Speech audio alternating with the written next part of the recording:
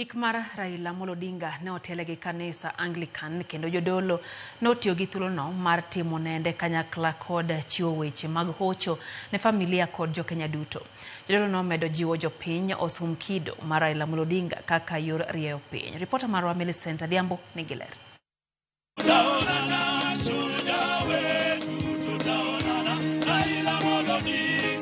Ne en alam kod yalo mapek e sach nyasi Marco e kar yweyo mare mogik mane en Prime Minister pachoka Raila Amolo Odinga kane iparo godo wuoth mare mar yie kaka ja Kristo kod tudruok mare gi siasa.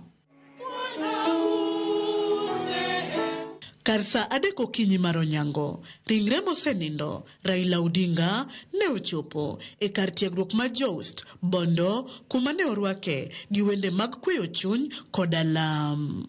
We as Kenyans may be governed in the way of peace, love and unity. Nyasi makamano ne ochakore ayanga gi somo wes kendo kiparo ne jo Kristo ngero mar lum matwiko mitni bang'e onyamo gol maua mochweyo luar tokner wach maket kod ngima dhano kata kamano wach Nyasaye to siko manyaka chieng'. Righteous cry out and the Lord hears them.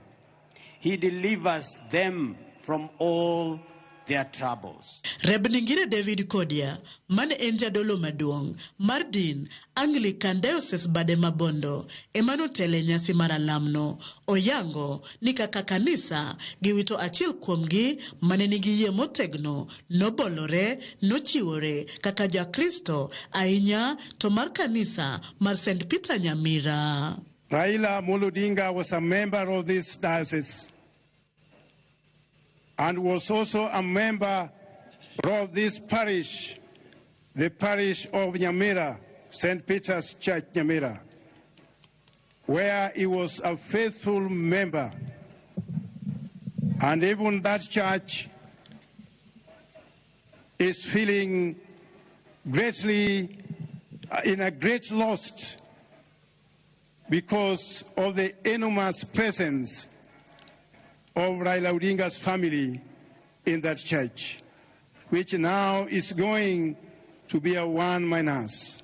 Jadolo no ne ogoyo machiemo e wuodhie mar Raila koparo kinde mane oyudo batiso kod konfirmasio kokalo kuom jadolo margi maduong' Sentabari e kinde no wuoth manoduogo Raila e ng'wono mar wang' jawar. I just want to tell the whole world that Raila was a faithful member of the Anglican Church. He was baptized under controversial circumstances when a white priest refused to baptize him because the father chose the name Raila Odinga instead of a Mr. John or David or something else.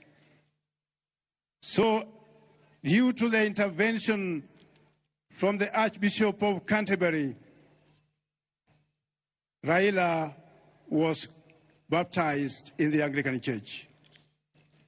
And before he died, it took him long before he was confirmed.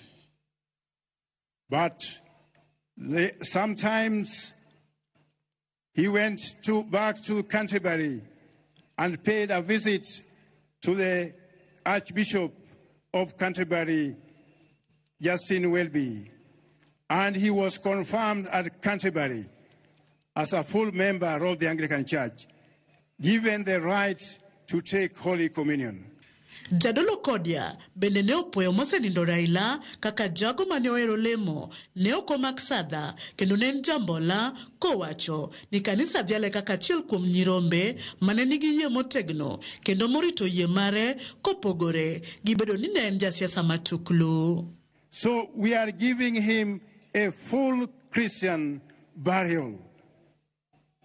So that bit I wanted the whole world to know, that if we had time like any other ordinary funeral, we would have a Holy Communion service here as a way of a send-off.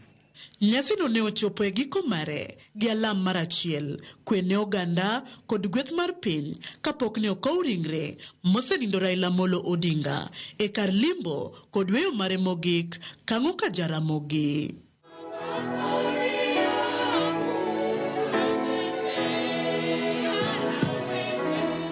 Millicent Adhiambo, Ramogi TV, Bondo, Kisumu County.